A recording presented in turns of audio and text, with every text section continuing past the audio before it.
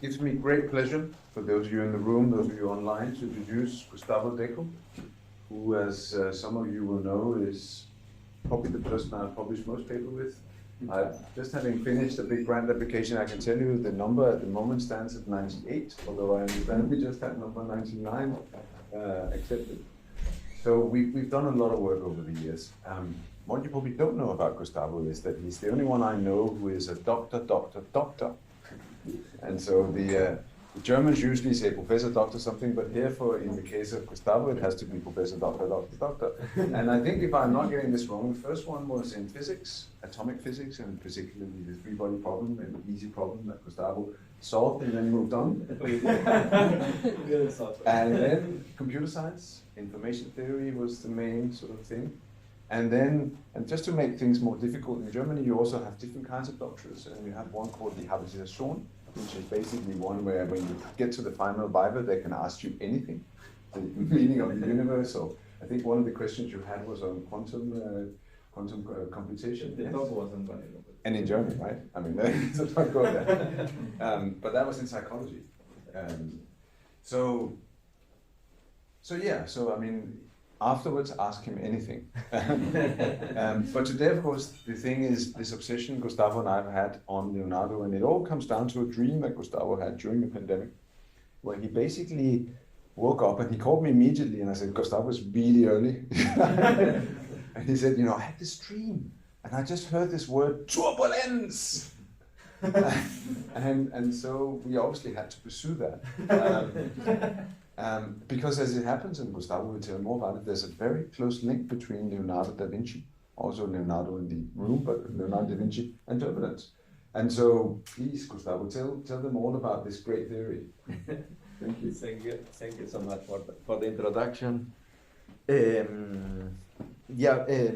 are not doing this so formal, so please interrupt me during the talk if you have questions. I mean, it's not a formal lecture. I mean, it's just, I want to explain you a little bit the motivation and what we were doing basically during the pandemic years in this framework of turbulence, and I will include a couple of words at the end on something which is strongly linked with the turbulence, and we are doing nowadays, which is the thermodynamics of mind, which is what I will concentrate during my talk on Thursday. So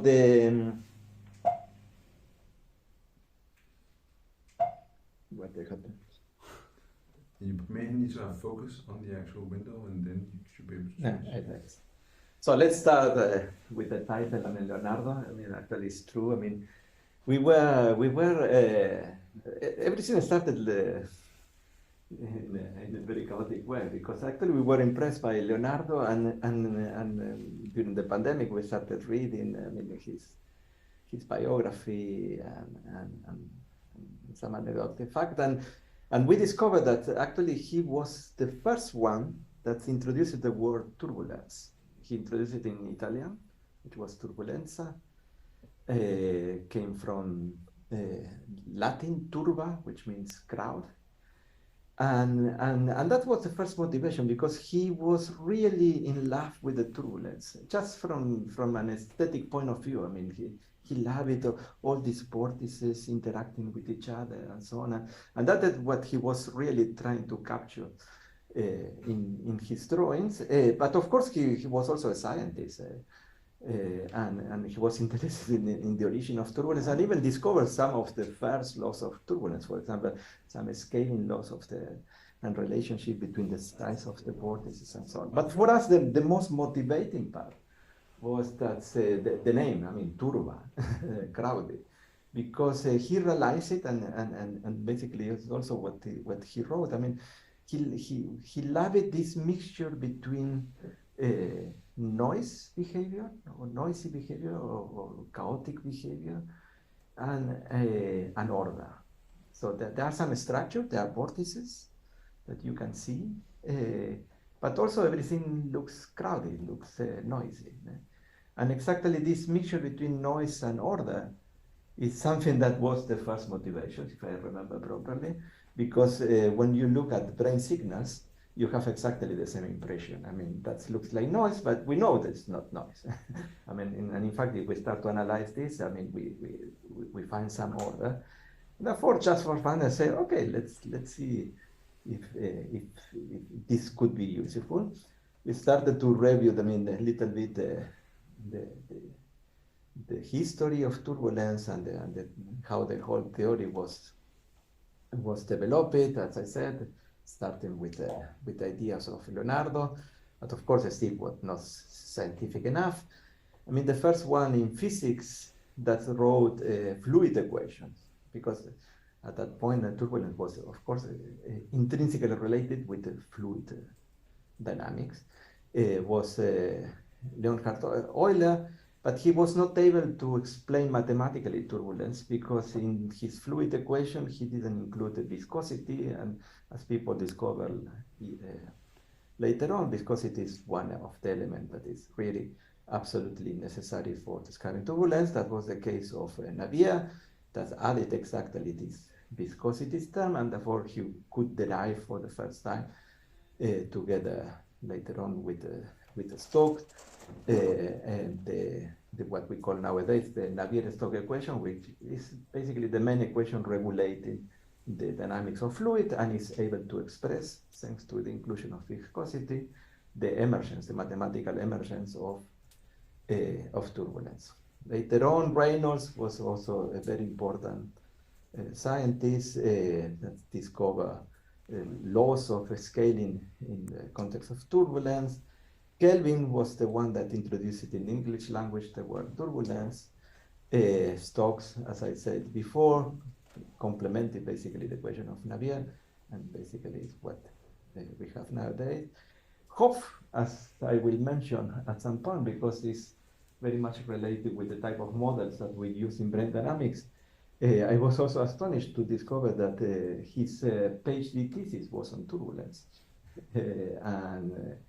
And that was, well, at that moment was an anecdotic link. Now I think we have also a deeper link. It's not casualty that he was really onto turbulence, and we are using some part of the mathematics introduced by him in the context of brain dynamics. And a very relevant person, and I think that was really our second motivation.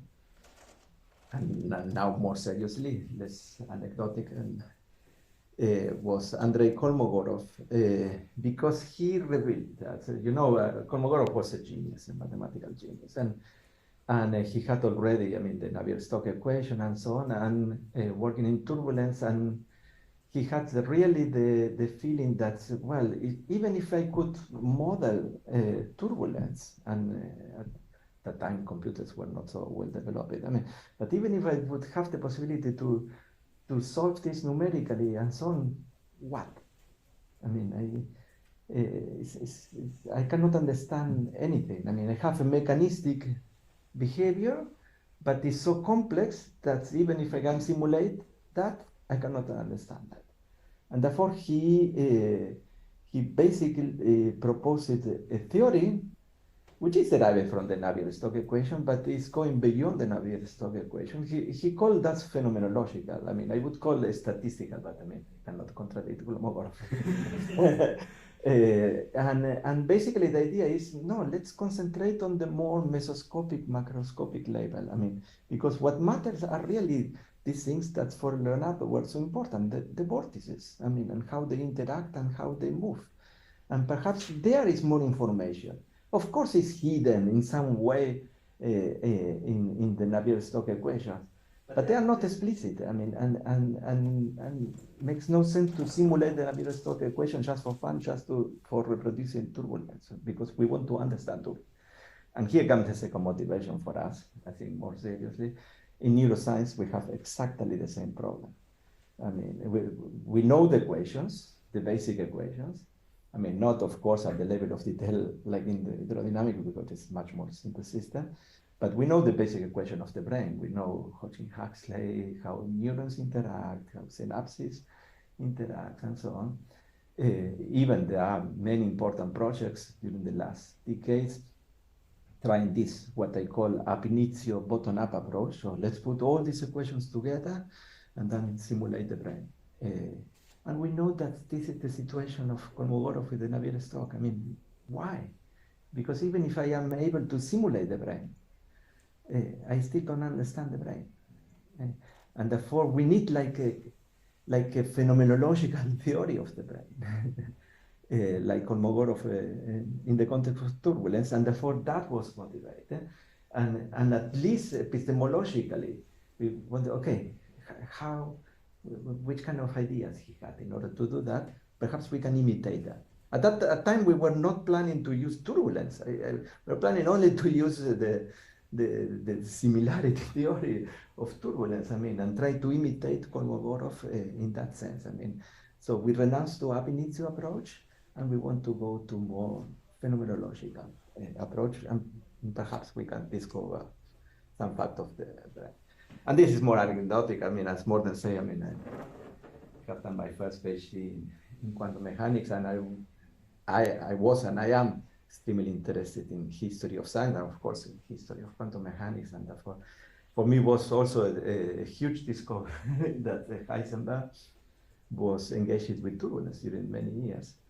I was not aware of that. In fact, there is a very funny anecdotic fact, which, as always with anecdotic facts, we don't know if it is true or not, but in any case, it's very interesting. And they say when he was about to die, and he was asking, okay, you will meet God now, what are your questions? And he very naturally answered, why relativity and why turbulence? Because I have the impression that he didn't manage to understand.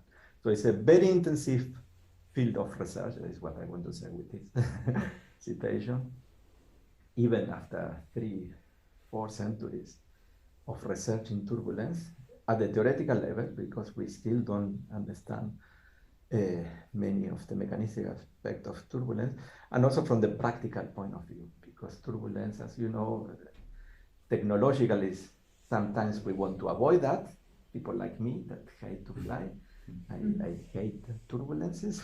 So people try to technologically to reduce that, or some other people try to promote turbulence, because as we will see, and this is a key idea that we will use also in the context of brain science, it has a very interesting property, turbulence, which is the so-called mixing property. So it's the best way of mixing elements, and therefore, of course, the chemical industry and so on, they try to promote turbulence in order to mix efficiently whatever they have to mix.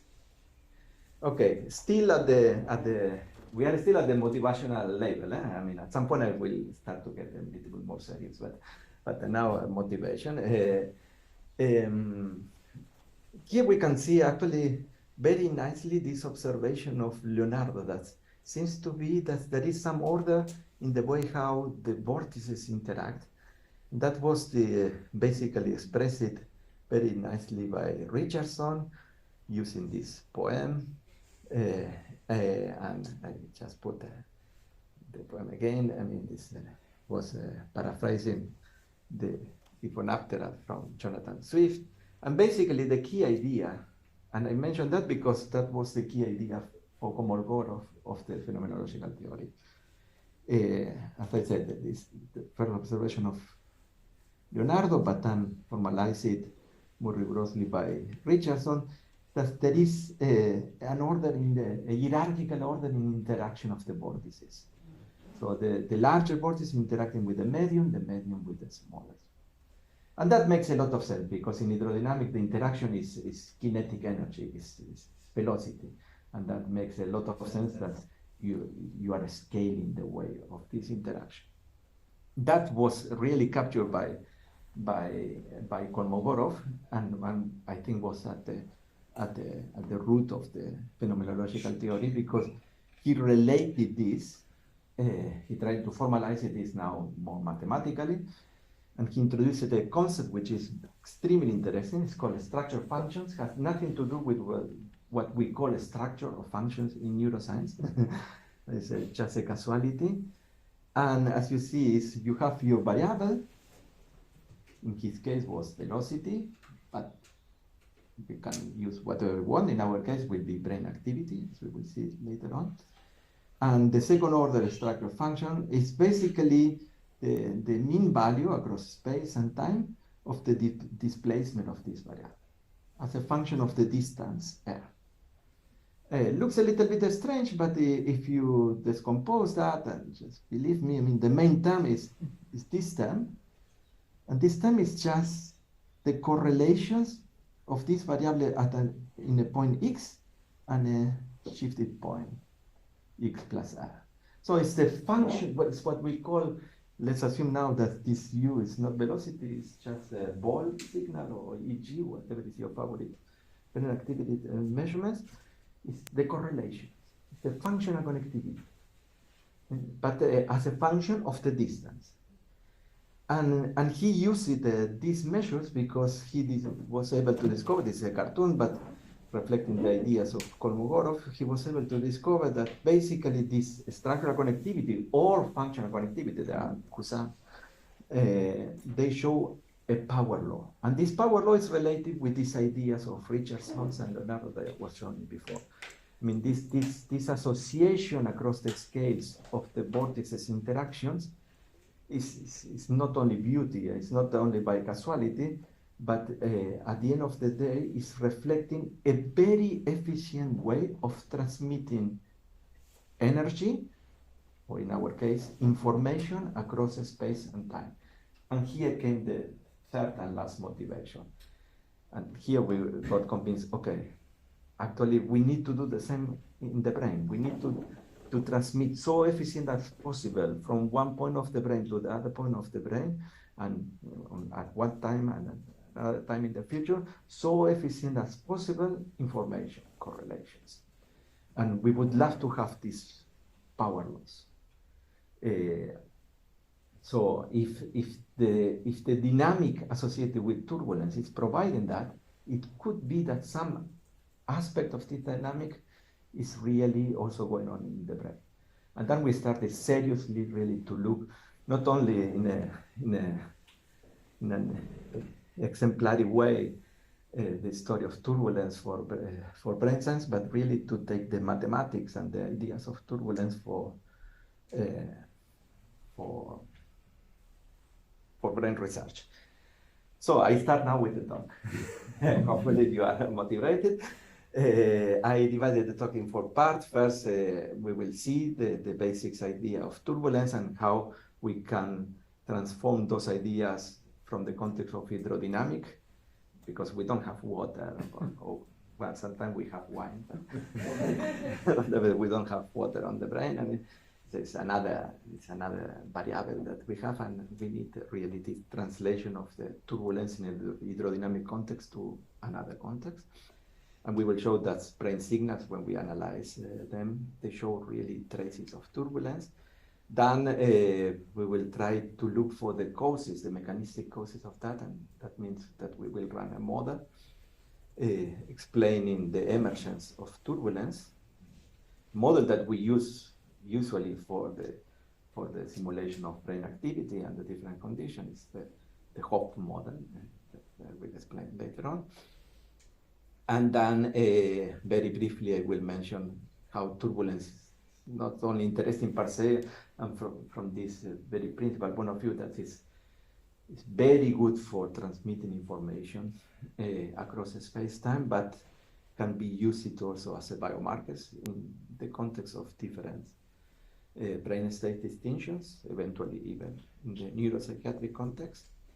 And if I have time and you still are there, then I will say 2 words about thermodynamics of the mind and try to establish the link with the turbulence. So let's start with the first thing. So for that, first, in which context we analyze that? We took the human connectome data set, as you know. It's a very nice public data set containing nowadays 1,200 subjects. At the time when we analyzed that, we considered 1,000 people.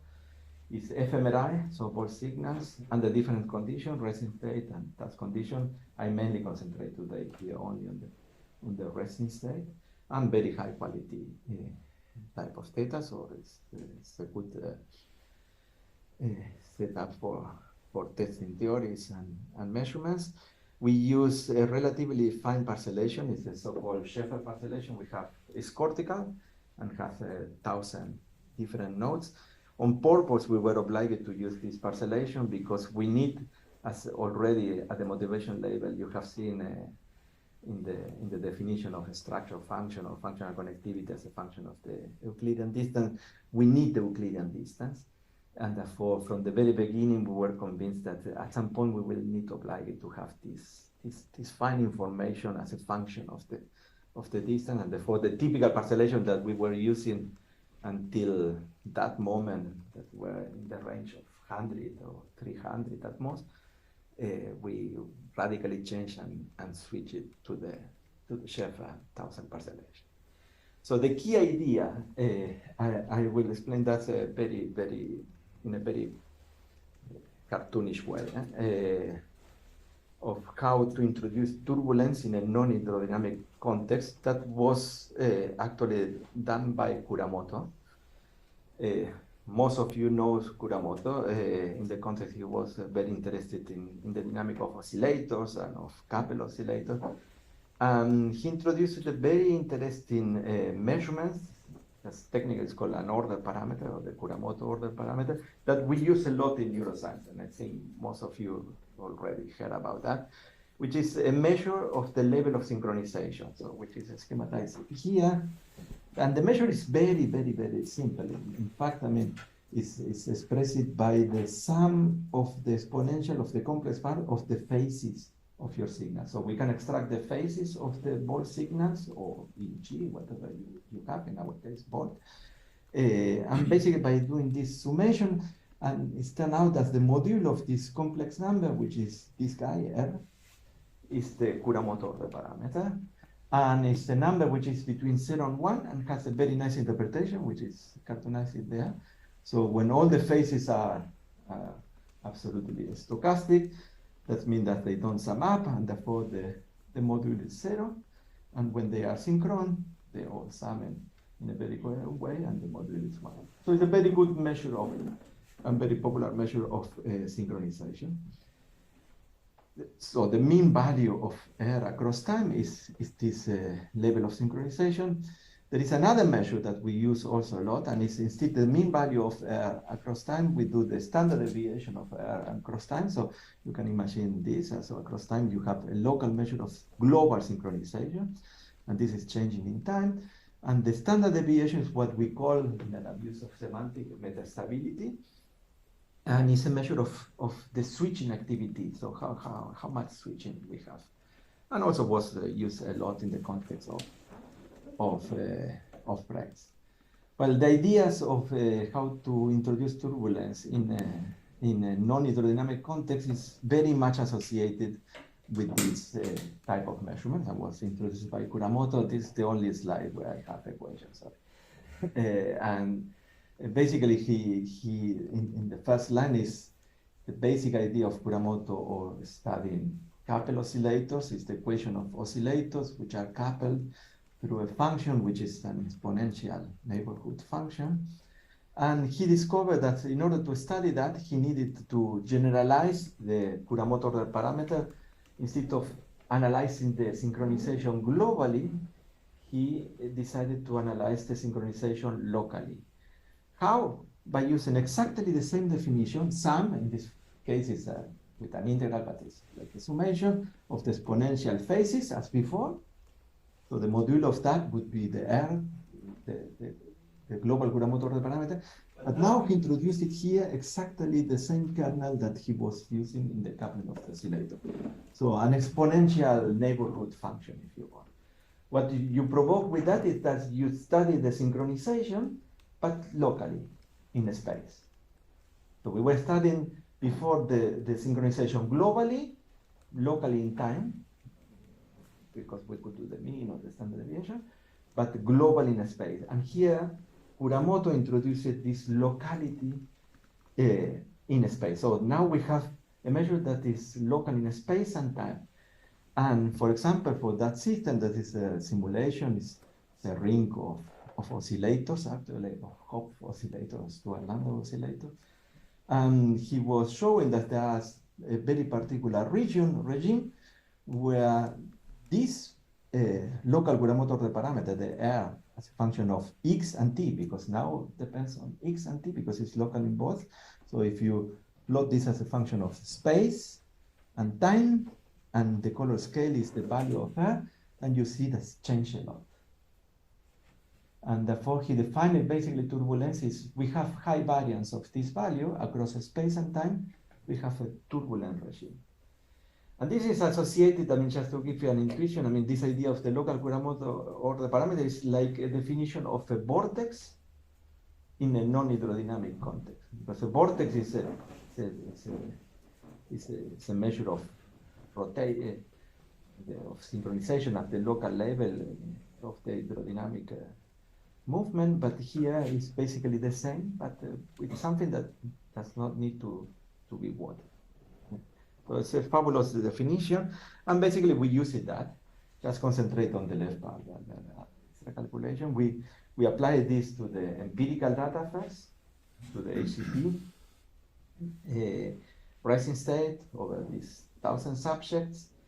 We calculated we extracted the phases, we calculated the local Kuramoto parameter, the standard deviation of the local Kuramoto parameter across space and time, and this is what we plot here for the data and for appropriate surrogates, where we shuffle just the order in time.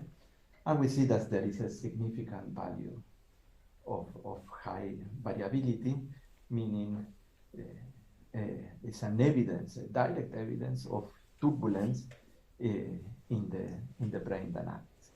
Just to see that in a more direct way, these are just one example for one subject and a couple of snapshots of the phases in different times for all the nodes. So on X, we have the different 1,000 nodes of the Sheffield parcellation, different snapshot of this subject in time. And what you see are, so if you cluster by eyes the dots, these are the vortices.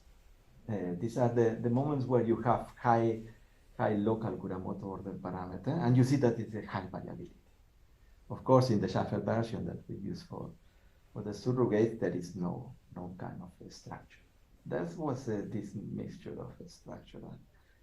So meaning that that seems to be this kind of very rich dynamic, very rich in the sense that things synchronize locally in space and time, but they synchronize and change a lot.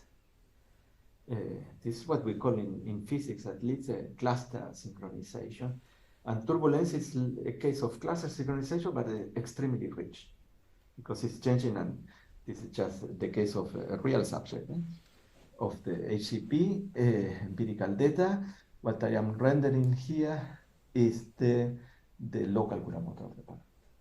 And then you see in time for the movie, and in space how much, I mean, the local dynamics is changing. And this change of local dynamics is a change of the way how you are correlating, how you are transmitting information with the rest of the brain and across time. We will see that this reflect, and this is concomitant with the power law, like in the case, like the one observed by Kolmogorov, and even if he was not aware, like by Leonardo, by establishing this relationship across the size of the vortices. Okay, so hopefully we are convinced that the brain dynamics has this property. We can now start to speculate and why. I mean, brain dynamics turbulent, yeah, why? The why is, and we will see that in a more concrete context now with the model, is because these good properties of turbulence, they're not just establishing chaos or noise. I mean, but it's a very clever way of establishing an efficient process of transmission of information across space-time, reflected in the power law. And this is what we will see now. The key idea for the modeling, so we are trying to have a mechanistic model. Why? Because if we have a mechanistic model, then perhaps we can understand, in the case of the brain, why we have this very rich variability of the local curamotor parameter. And the key idea of modeling is basically to mix local dynamics with the anatomy. That's the key idea. For the local dynamics, then we use our favorite way of describing the dynamics. In our case, it's the Hopf model.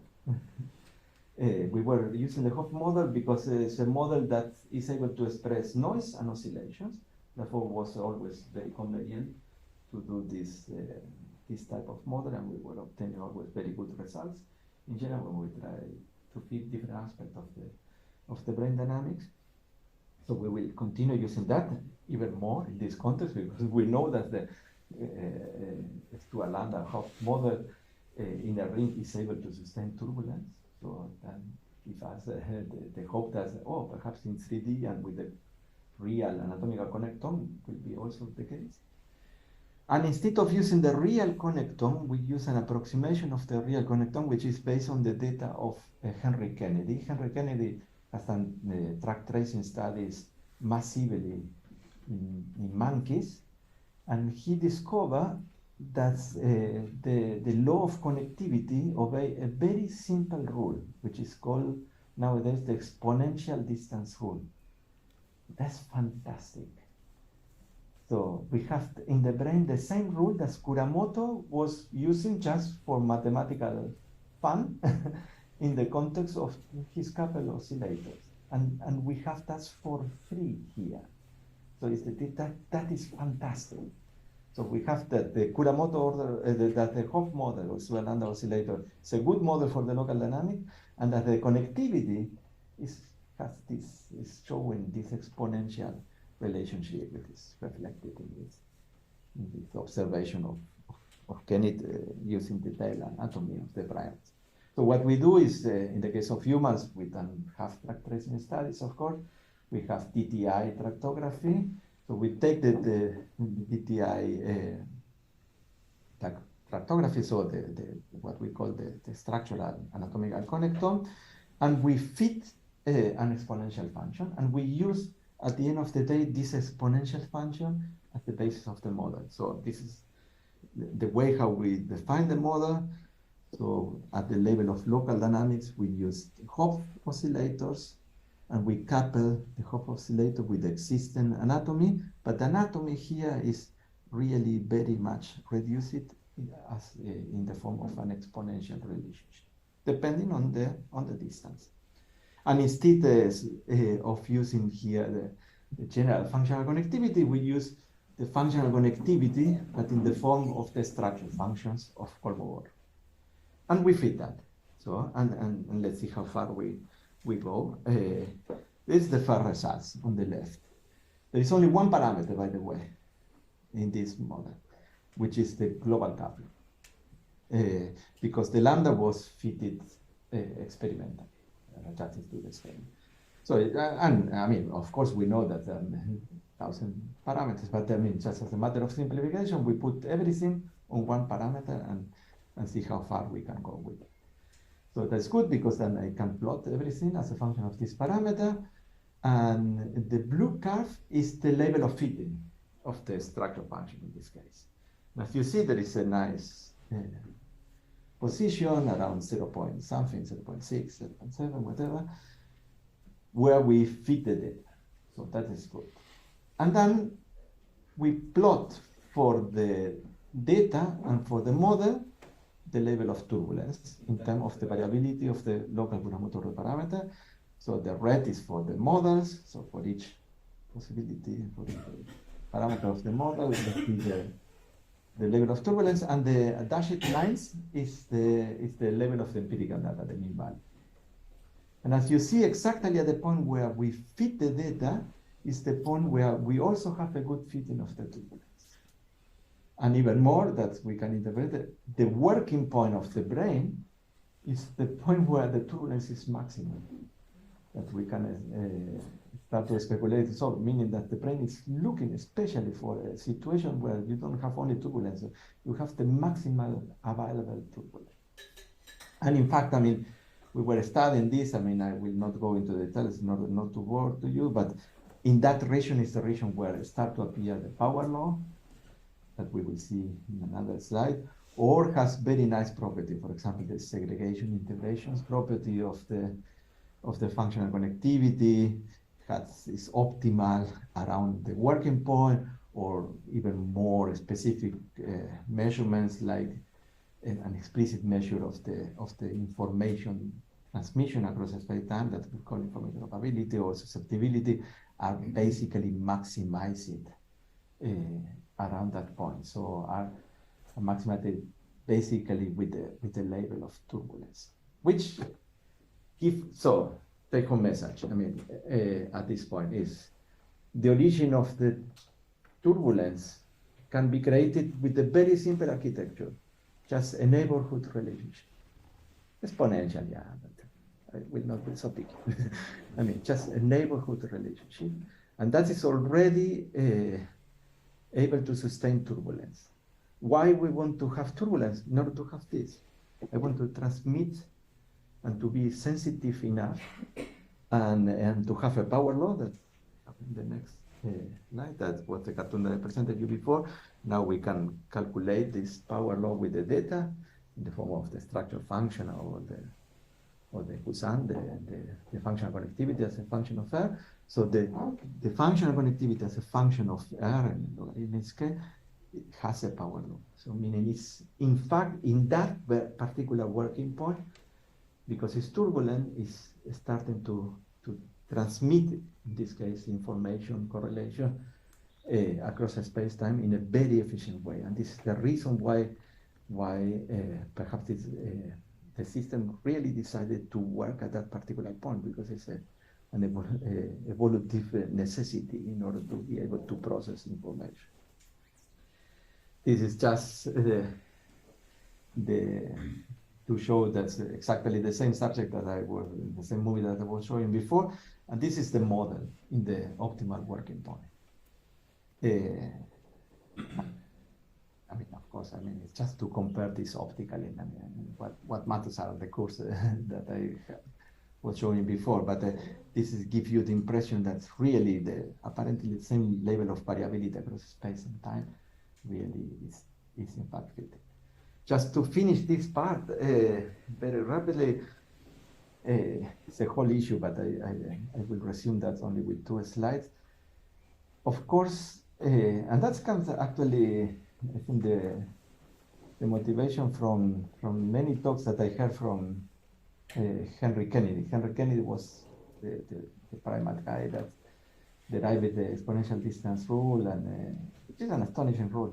And he always finished the talk saying, look, I mean, everybody celebrate the exponential distance rule and say, for me, the most important thing are the exceptions of the exponential distance rule, because they are exceptions. Not many. I mean, in the primate is around 2%. In the DTI analysis that we have done, it's also around 2%, 1%. So there are not many exceptions, but there are crucial exceptions. So there are violations of the exponential distance rule. For example, there are connections between occipital parts and frontal parts, and they are fundamental. And we call these long-range connections, which in general, the long-range connections, because they are long-range, they're contradicting the neighborhood relationship. And it's turned out that if you include on top of the exponential distance rules, these 1% connections, of course you are better. I mean, you can fit the data better, as is shown in the first figure, or even here, just directly in the best working point, you are much better fitting the data. It's clear, you are injecting more information. The level of turbulence is not changing. But the way how you transmit information, for example, using some measure of information transmission, or just the correlation in the long range, which is increased in the case where you include that, is increased, but only when you are working in a turbulent regime. We analyzed this in a particular context of a toy model, which is the ring model of Kuramoto. And only if the model is working in the turbulent regime, the little exceptions are playing a huge role, which is a very nice observation. Another reason why the turbulent regime is not anecdotic, it's necessary, because you want it to be efficient, and even with a little bit more wiring, much more efficient. But because of the turbulence, yeah. So the additional connections are in the model, but you don't put them into the metastability measure. Metastability measure only uses the exponential. No, exactly. Okay. Yes. It's, so the kernel of the local Kuramoto parameter is exponential. Always. Yes, and even with the long range extensions. Yeah. Okay. But in the model, you include this extra. And we were showing that not only all these properties, I mean, long correlation and so on, but even the emergence of resting state networks. We always believe that the resting state network is the most basal type of activity of the brain, and basically what we are claiming here is that the most basal activity of the brain is really the turbulent regime. And on top of that, because of the long range introduction and so on, you start to build up the resting state network. I want to say now a couple of words about the biomarkers, turbulence and biomarkers, very rapidly. You can imagine, I mean, we knew that even the global Kuramoto parameter, or the metastability based on the global Kuramoto parameter, we knew that there were relatively good biomarkers of different brain states. It has a natural interpretation. I mean, of course, the variability of your brain is changing if you are sleeping or you are not sleeping, if you are schizophrenic or you are not schizophrenic, and so on. But given that the turbulent is a spatio-temporal version of this metastability, so it's much more sensitive, should be a better biomarker. And that is the case, of course. That's just to give you a flavor of that.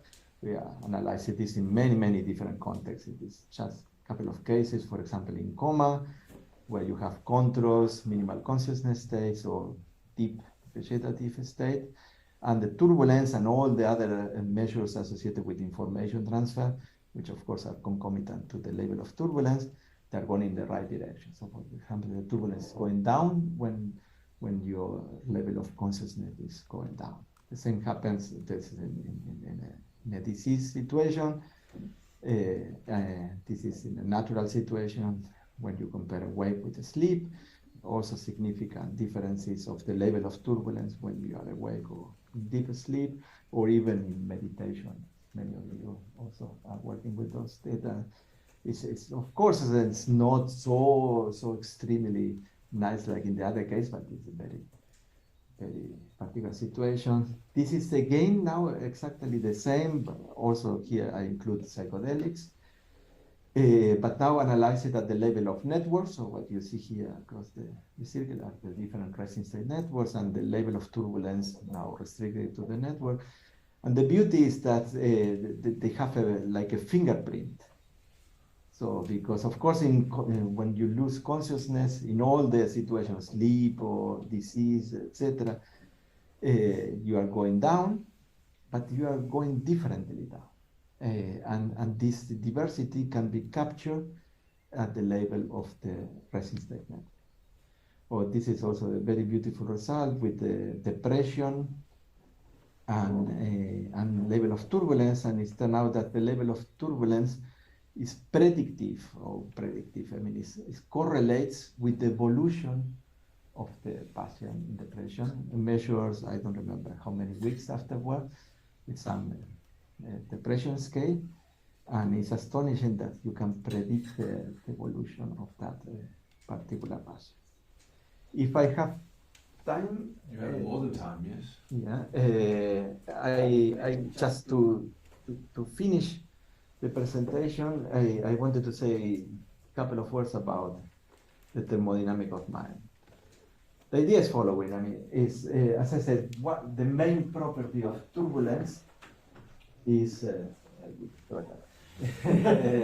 main property of turbulence is this mixing property. because of the mixing property, we are efficient in transmitting information. We have the power law. I always say at the very pragmatic level, if you like to cook, I mean, we use that, I mean, cookers. I mean, if you want to cook a soup, I mean, the best way of cooking a soup is really creating turbulence. If you have very schematic and do only laminar movements, it's not good, nothing is mixed. If you want to mix the ingredients of the soup, create turbulence. And this is the mixing property. There is a second feature of turbulence, and it's that in general, there are some really very rare exceptions, but 99.9% of the cases, the turbulent regime is associated with non-equilibrium.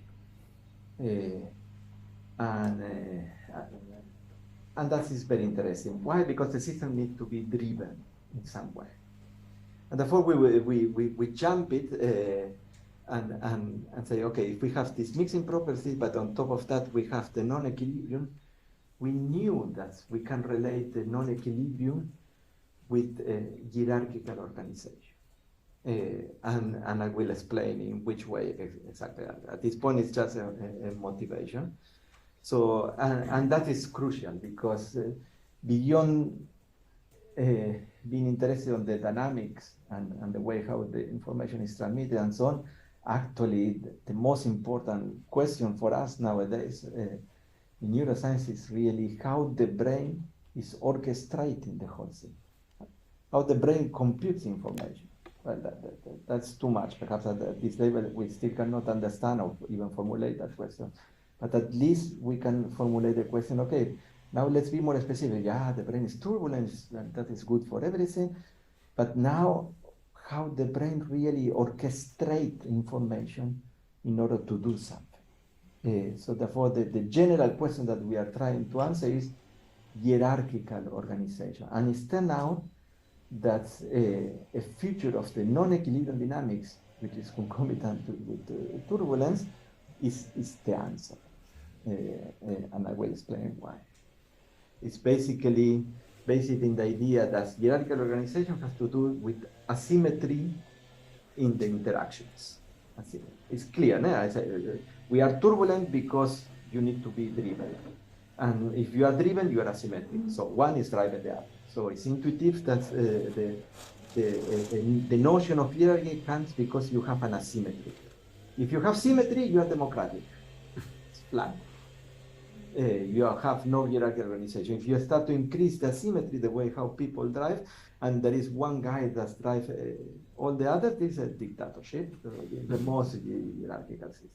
So meaning that the level of turbulence, the level of non-equilibrium is telling us something about the orchestration, which is the main goal. And we find a very nice trick, which is associated with this non-equilibrium capability or feature of the brain, and therefore we call this a thermodynamic trick, or we call this thermodynamics of mind, which basically correlate the level of hierarchy, in other words, the level of asymmetry, with the breaking of the detail balance associated with the non-equilibrium. So, what that means, I explain now. It turned out that the level of hierarchy, the level of asymmetry, the level of non-equilibrium is reflected in the reversibility. They are all concomitant, and therefore by just analyzing, and this is the beauty, and therefore we were so to say we are still is by analyzing the arrow of time, you get the information that you wanted.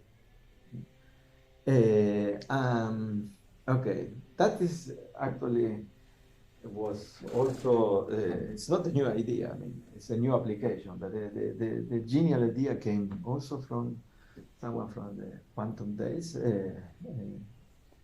Schrödinger, and he wrote this book, What is Life, and that book he proposed really this idea, that's to analyze hierarchical organization and non-equilibrium by analyzing non-reversibility, and that was applied very consistently during the last decades at the microscopic level. So in proteomics, in molecular biology, and so on. And basically what we are proposing is, let's see if we can apply this at the macroscopic level, so brain dynamics. And it turned out that we can do that.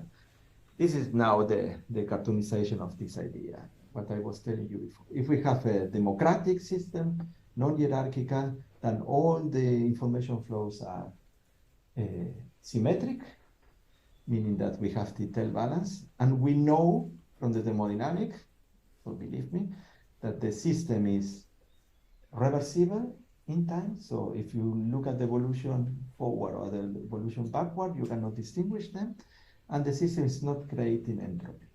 It's another property.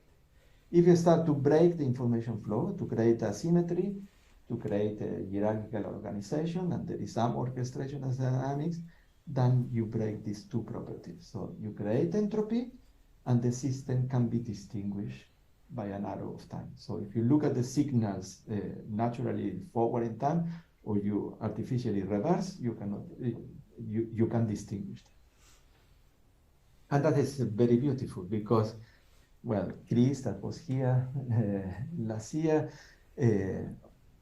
also applied this idea, and he was measuring the entropy. It's called the entropy production.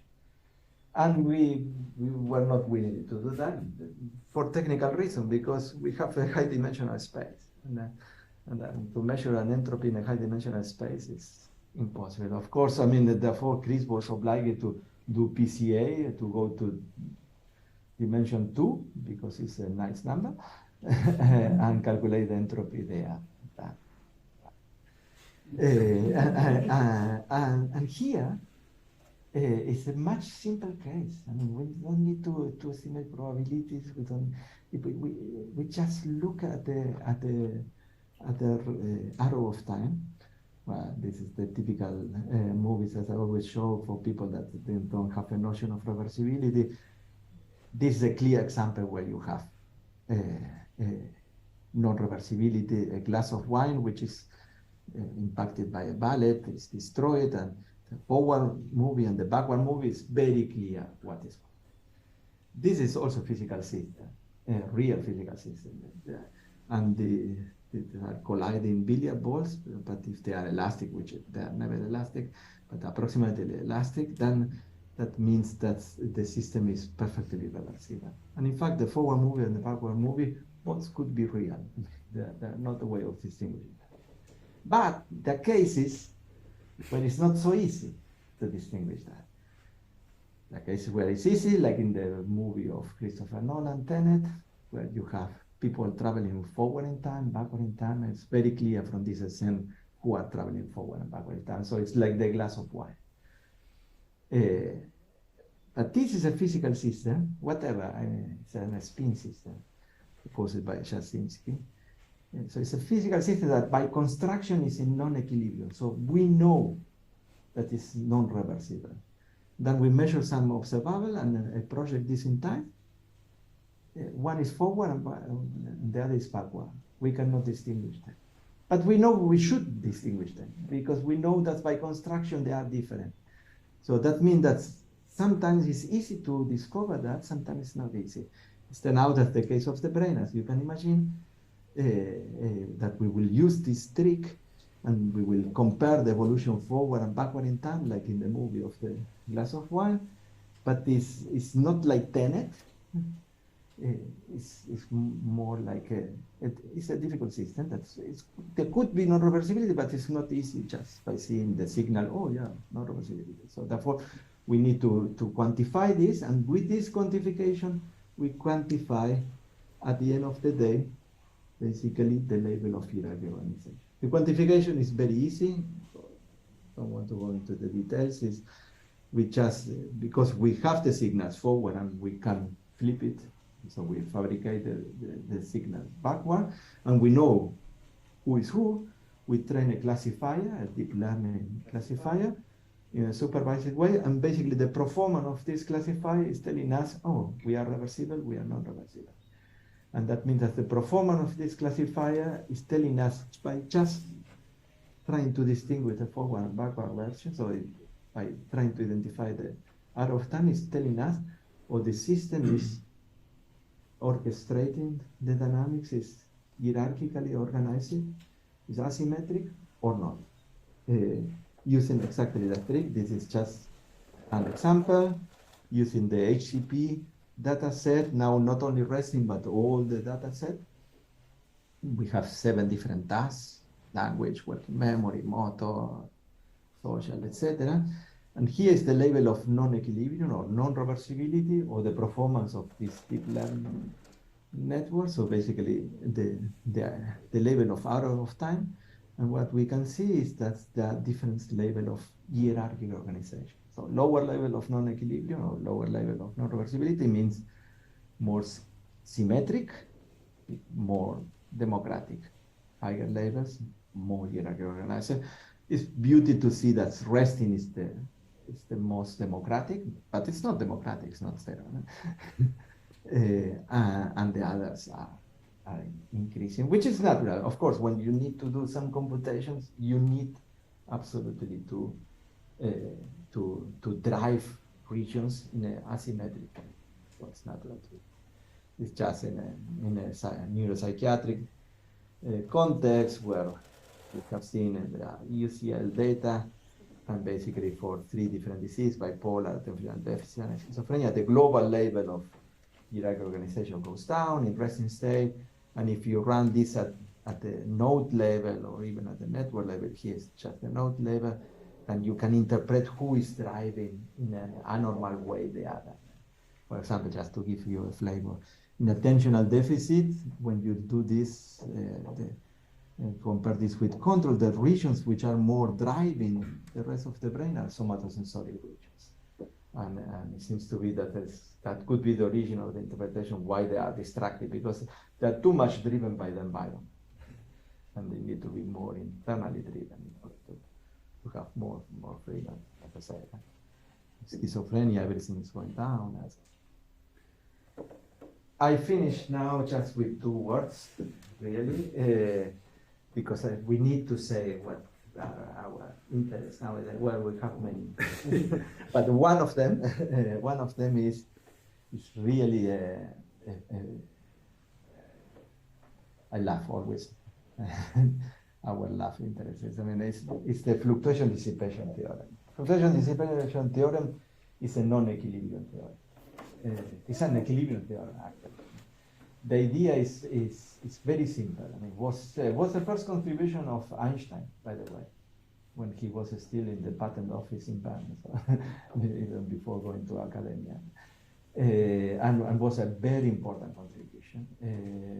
Basically, he discovered, because he was obsessed with the Brownian movement, and he discovered that when you look at the Brownian movement, so how tiny particles move in a glass of water, this is the fluctuation regime, and they fluctuate in some way. But then, because he was bored in the patent office, he introduced some charge on the particles and put an electric field, so he stimulated things.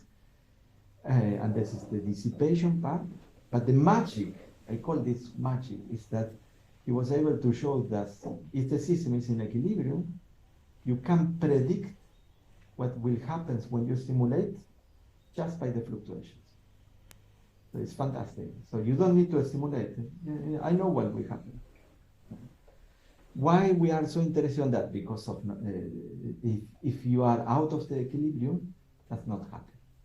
So the violation of the fluctuation dissipation theorem is a measure of hierarchy. And we are extremely interested in that because absolutely independent of this, there is this work of Marcello Massimini. He's absolutely not aware of Einstein. He's a medical doctor, but he has a really a great intuition, and he invented this perturbative complexity index. The idea is very simple. I mean, he stimulates the brain and see how the brain reacts. He measured how the brain reacts with a very simple measure, which is the PCI. It's just how much you can compress the signal. It's the Lempersiv compressibility. And he was able to show across the years that under different states, the level of the elicited complexity of the perturbation changed. So you can distinguish by the PCI all these different cases: sleep, wakefulness, REM, non-REM sleep, anesthesia, coma, the typical manipulation, which is fantastic. Well, we relate this with the fluctuation dissipation because that works, because this is measuring in a bad way. I am a good friend of Marcella. we got the ELC together. So, but it's measuring in a bad way the fluctuation dissipation theory. So we can measure this in a good way, which is much, by the way, much simpler than the LEM perceived, because the main idea is really to relate correlations in the fluctuation in the unperturbed regime with the perturbed regime, and basically deviation from these fluctuations. So this is the association between fluctuation and perturbation prediction, and deviation from that is the level of non-equilibrium. And basically what we do that is in the context of a model. We do a model, and then we perturb the model in silico, and we measure the perturbation, and it's turned out that this violation of the fluctuation dissipation theorem, considering only the unperturbed state, is the beauty. We don't need to perturb the human brain in this case, because we do that analytically in silico. Is able to distinguish the hierarchical organizations or the non-equilibrium level in different conditions: deep sleep, awake, rest, task, and all the things that you can imagine. And I think I finish here.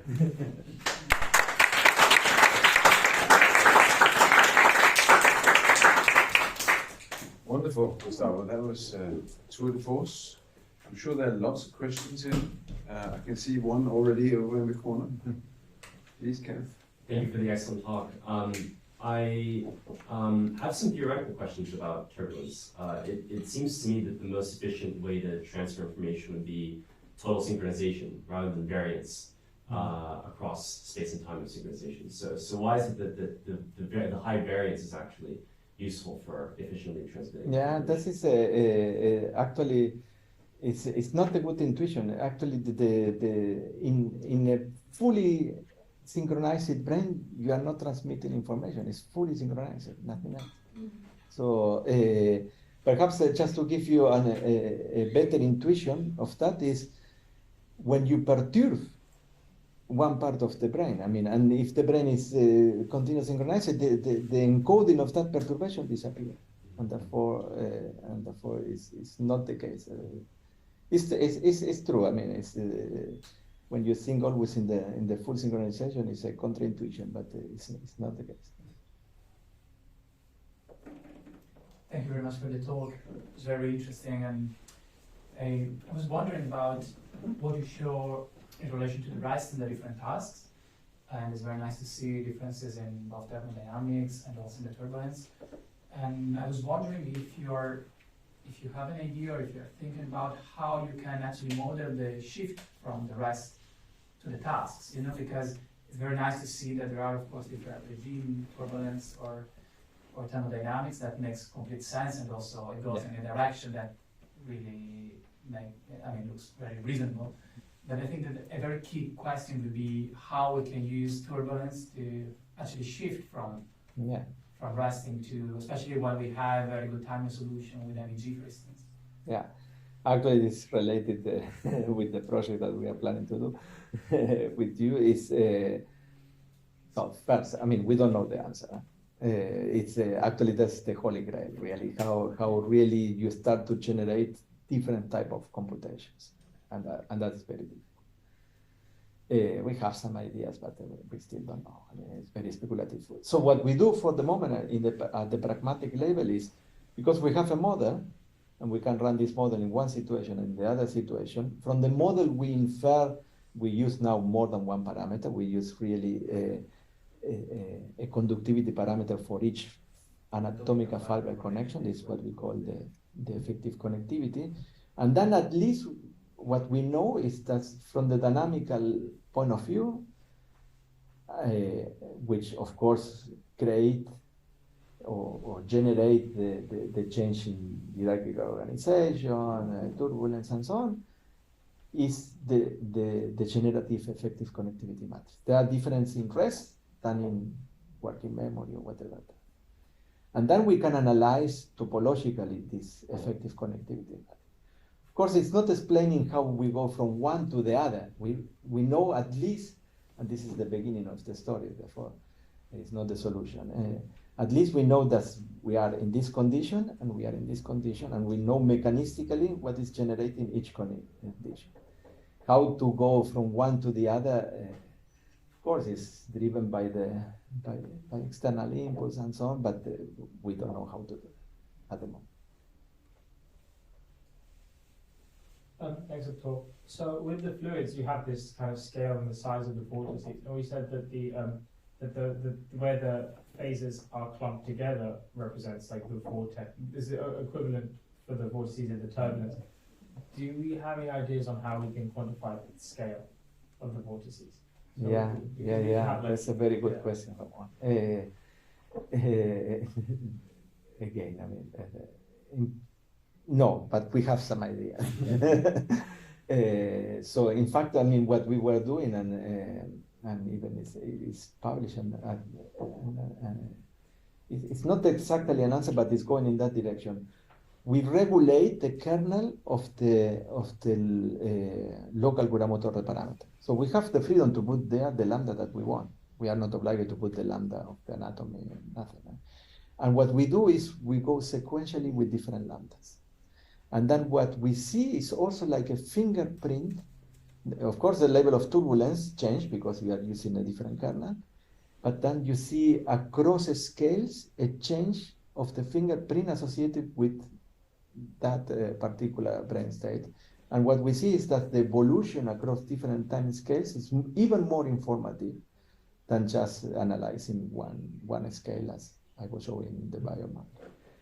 And I can imagine, we have not done that we can try to relate, at least in one condition, say resting as the most simple condition, if there is a kind of Richardson ordering in the time scale. I think that would be, actually it's a good suggestion.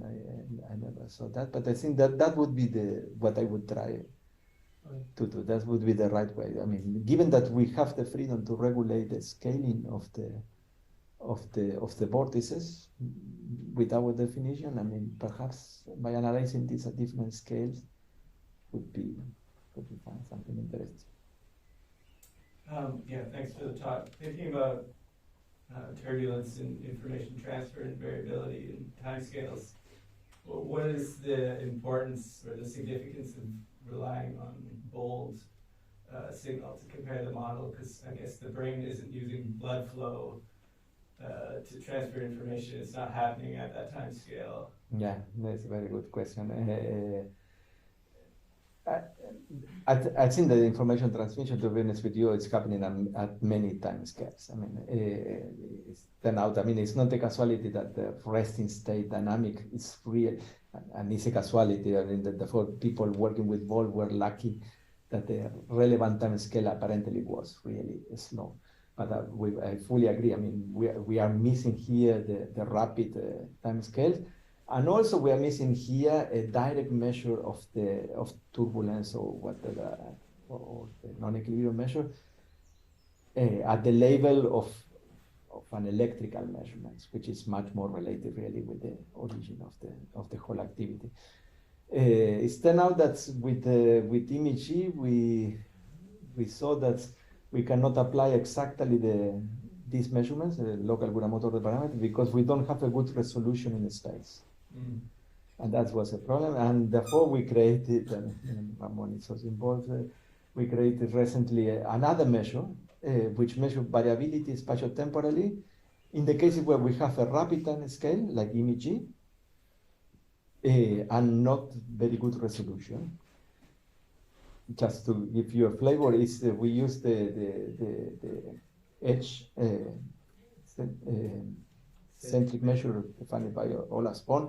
I mean, it's a very simple idea. I mean, it's just like the correlation, but in a time window of 1 point. And we look at the variability across the space-time of that, and it's turned out, and we analyze it in the context of model where we know the ground true when it's turbulent or not turbulent, and it's turned out that it's a good measure for the courses case, and we found turbulence.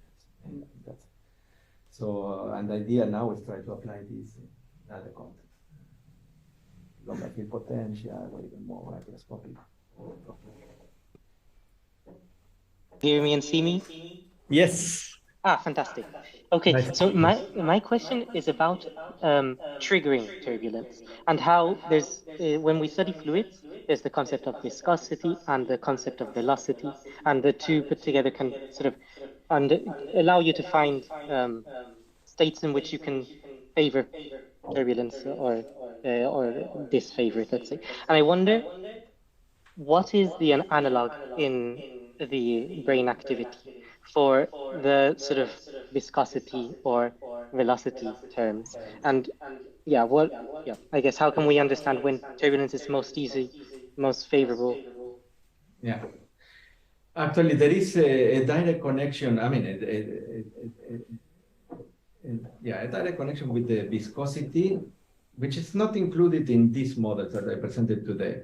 In the Hopf model, in the Stewart-Landau oscillator, there is a parameter which is called the shear parameter, and it's called shear because it's related with the viscosity. And Kuramoto actually was demonstrating that in the turbulent regime, this shear parameter is relevant. So, and therefore that comes the connection with the turbulence. In fact, we have a long email interchange with Kuramoto together with Morten during the pandemic, because in our regime, we don't have shear parameter. And then therefore he said, I mean, if you don't have shear parameter, you cannot have turbulence. But we are at the edge of the bifurcation. And therefore, at the end of the day, we agree that, yes, we have like an stochastic version of the turbulence.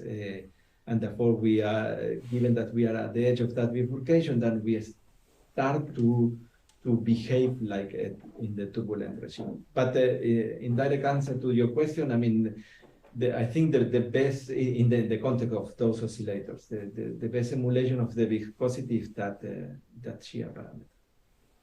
And do you think there's a way to manipulate the shear parameter? Yeah, well, I mean, you mean in simulation? Yes, and we have done that, of course. In fact, we have shown, because after this conversation of Kuramoto, we try to say, okay, let's try to emulate the real turbulence regime with this shear parameter. It's turned out that we can do that, but the most efficient emulation of the data in terms of not only fitting the data, but having maximal susceptibility, which is a good property of the model, is with the original model. So, and we were open. I was ready to say, yeah, I mean, the shear parameter brings something, I buy it. I mean, I have no bias. But no, sorry. He's a sprightly 90-year-old. There were some good questions there. He was very useful. Yeah, fantastic. So we can manipulate that, but it's bringing nothing extra. Therefore, now we are not using the shear parameter because it's bringing nothing. Nothing. Absolutely nothing. For the moment. At the moment. Any more questions? And mine, please. So I actually have two questions, but I'll also keep it brief. One was if you think you could apply the sort of turbulence theory also to other things like isotopic dynamics. I was thinking about how you have the movement of these big movements making small winds like in water. If you think that there's some relevant in understanding more complex social dynamics and information exchange. That was the one question. The other one was related to depression, where as I'm a psychologist of background, the depression is often this more restricted state you get into, and if you think that the turbulence would be helpful. Well, I start with the second. That's because yes, I mean we analyzed the depression data with turbulence and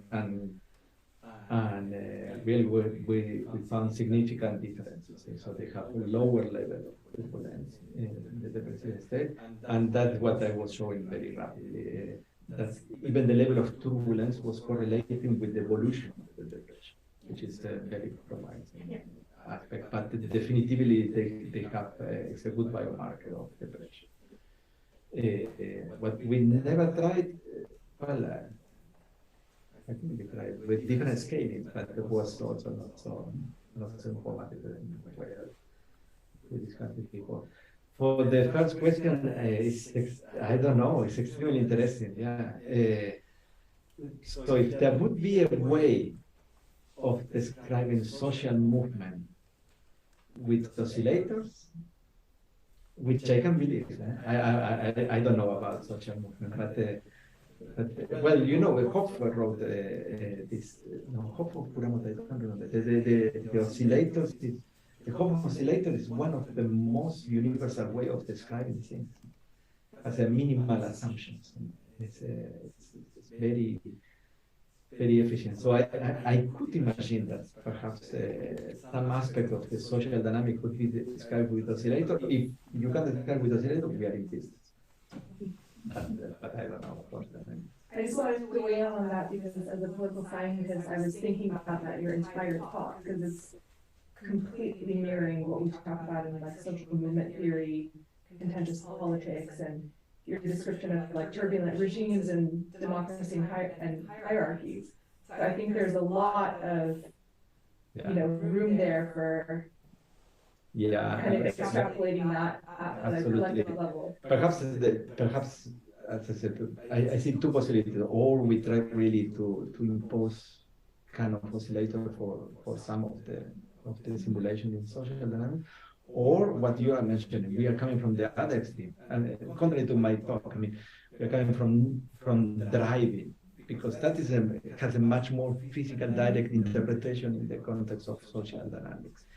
And we know that driving is what imposes hierarchical orchestration of the movement, and then perhaps the concept of non-equilibrium is a direct application of that, because it's directly related with the driving and with the asymmetry. And perhaps from there, we can arrive to turbulence. But you were also talking about looking at the connection between the local and the global dynamics, and the turbulence and the anatomy, you were saying? Yeah.